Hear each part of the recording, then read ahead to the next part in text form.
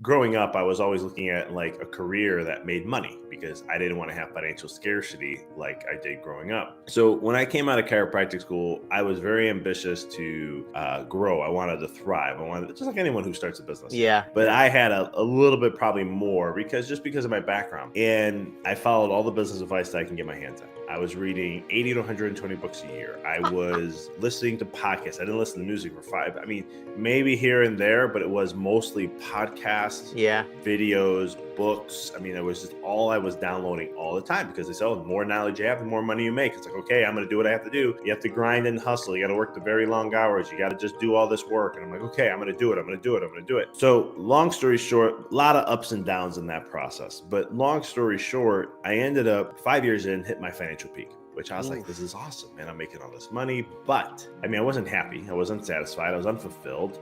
I was burned out every 4 to 6 months during this journey. So I wasn't living my best me. But yeah, guess what? I made all this money and I can go showboat that and I could be an ego about it and show how much I make and what I did and Right. look how fast I did it and how I did all these other things, you know. And but to me, I lead my life by fulfillment. I had to go through that first just so my ego could get in check and see how it's not all about growing to that level and being as fast as you can, like what you hear on social media, right? You go listen to the coaches now. I'll make you a seven-figure person in a year or two, or I'll make you, 10K a month in 3 months. There's nothing wrong with that. And some people, it's great to do that. Don't get me wrong. You're starting a business, you want to grow as fast as you can.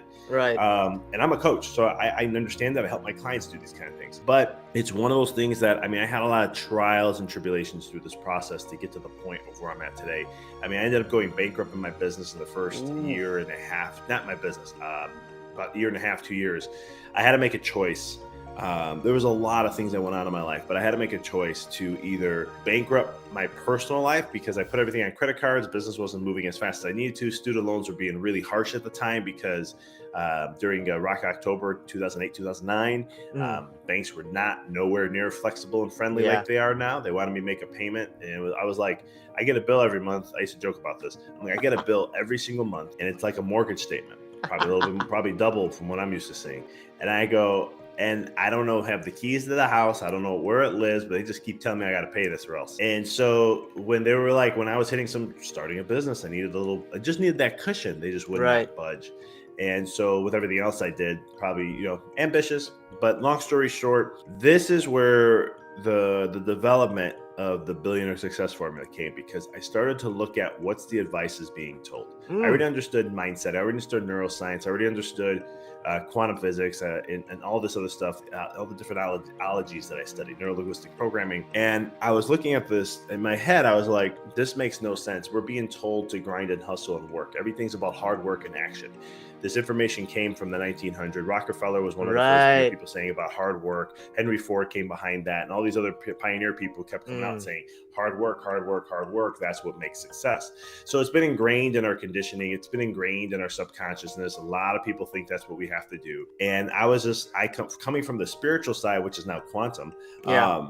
It's one of those things where I was like, no, you don't have to. Like, you Right. define your life. If you're the author of your life, that should mean every single fabric, right? Well, no, you have to grind. And it's like, I'm going to test this out. So after our financial peak, I didn't like the way my office was being run. I had a coach who kind of told me, like, just accept where people are when it comes to health. And that just wasn't me. I'm a very big perfectionist. When I do things, I put all in and I want to see results for my patients, like fully.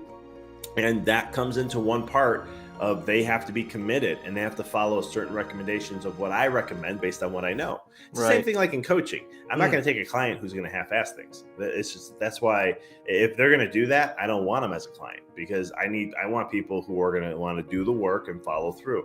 So long story short, we took a financial hit about 40% on purpose.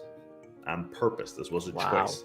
We looked Wow. at our office, we looked at the kind of patients that weren't following care properly, and we said, hey, we're going to be making some changes in the office. And one of those is we're asking that we're going to want to do some checks, maybe do a progress exam to see where you are, to evaluate where you are so we can see, and then give you recommendations that we want you to follow. Mm. And if you can't, that's perfectly fine. I get it. It's just we may not be that office for you. And just when we respectfully, and as a doctor, you have to refer them to another doctor so that way you're not having medical neglect. And we did all that. And but long story short, here comes here's where the whole thing changed for me is I flipped the script. What I Ooh. ended up doing was I focused on my mindset and my vibe, and I only did maybe 10% on action.